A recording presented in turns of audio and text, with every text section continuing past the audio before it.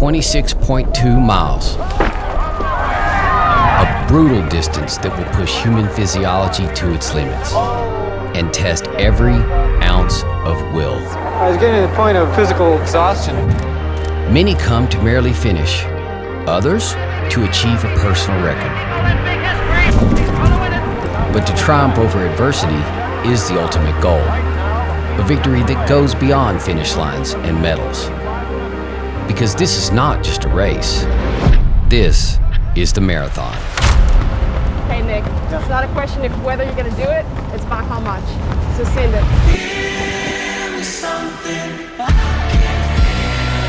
sounds crazy, but it's true. You're on the downside of this son of a gun. Black Rock, you got it! The sub fucking 3 marathon. And they are on.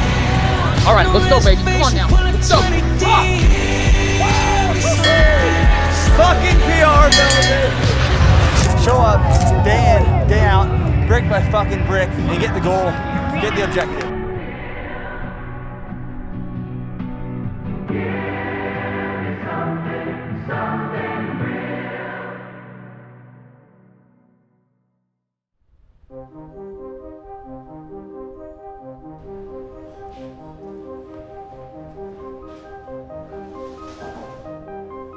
Here we are again, year 3, bigger, badder, more ambitious goal. CIM, December 3rd, 2:45 marathon. Let the games begin. For anyone who doesn't run, it probably sounds crazy to say you're gonna go into a whole nother marathon build and spend all this time and energy to try to run 3 minutes faster. Oof. Yep. When we start getting focused and narrower and more elite at what we do, then it's gonna take a disproportionately larger amount of work to get incremental gain. So goes life. Obviously we were going for sub 250 at Buffalo. I remember when I cramped at like mile 21. At that point I was like, I got 90 seconds that I'm playing with. 90 seconds. And like 90 seconds over the course of 26.2 miles. Man, that goes fast. We're looking at needing to run between 8 and 9 seconds a mile faster, which is a pretty significant amount when you start running 6:24, and then now we got to spin down and run 6:17 pace. It's kind of like if you've never ever thrown darts in your life, the first few throws are going to be pretty bad, and then you can just start hitting the board. Well, you hit the board, and then you hit really, really close to the bullseye the last time, so now we got to get really, really narrowed down.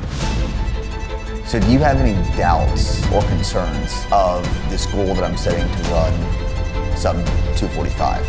No, because doubts and concerns would emanate from coaching somebody who's uncoachable. For somebody who doesn't respect that there's fences on the edge of the ranch and you don't want to jump over them at any point. I don't have any of those concerns, right? Your ability to achieve what you set out to do is virtually unmatched because you're the easiest person to coach I've ever coached. Let's go, guys. Let's go. Everybody has a ceiling somewhere, but the ceiling is so much higher than anybody internalizes. But you got to have enough self-respect as an athlete to eat well, sleep well, hydrate well. People think it's massive talent. It's just consistency. Respect yourself enough to set yourself up for success. That's what I'm trying to say. We might think that our full potential has this ceiling, but that ceiling's only there because you put it there. Everybody's walking around in houses of talent that they think has 8 or 12 foot ceilings when really they have beautiful vaulted ceilings. But we've got to freaking unlock the power that is in each of those people to maximize that potential. Everybody's super fit. Everybody's gonna kick some ass today. Let's go kick the shit out of this, all right? Because if you can touch it and you can see it and it happens before you, believe it. I want to know where my full physical capacity is. Because when I first ran that first marathon ever, 3 hours, 57 minutes, I didn't think I could ever run faster than that, especially when my second marathon was slower, 4 hours, 15 minutes. And then I said I want to do sub 3, and I missed by 24 minutes, I ran 3:24. And then I started working with you, and we ran 2:56:27, and then we ran 2:48. We don't really know where that ceiling exists or sits until we put in the work, and then we test ourselves. That's why I want to go for 245. I don't know what's after 245, but right now, it's 245. You're going to run a personal best, and then the question is, do we run 245, 44, or even 243? Because we go get a good day. You're gonna show up fitter than you've ever been, and if we nail this thing, it's gonna be a really, really good day in early December in Sacramento.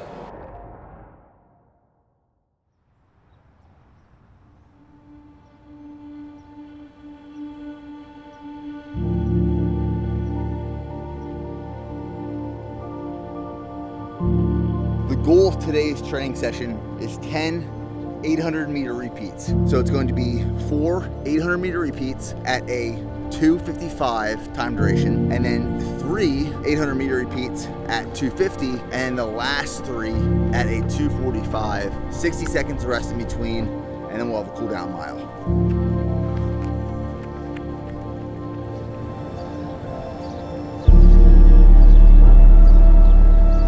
Now, the hard part is going to be getting pacing down again. You have to be honest with yourself in terms of leg turnover. Leg turnover, yes, it's partly conditioning, but it's also neuromuscular. Getting your legs ready to move at faster paces, that's what I'm experiencing right now.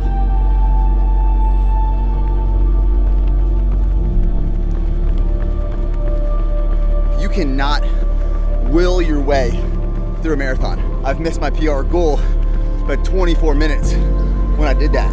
Guess what I wasn't doing? I wasn't doing stuff like this. I thought I was putting in the work, but I wasn't. This is what it takes to hit your goals. It's running smart, it's running disciplined. You got 5 seconds, it's a fast minute.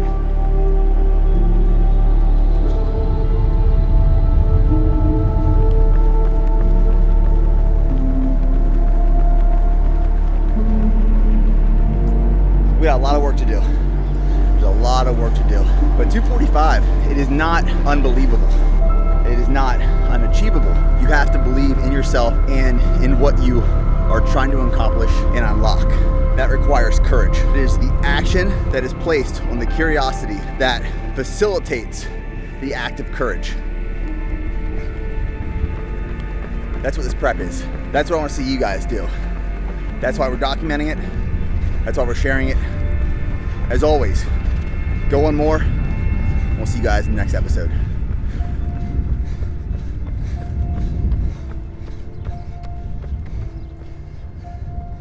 .245. 245 on the nose.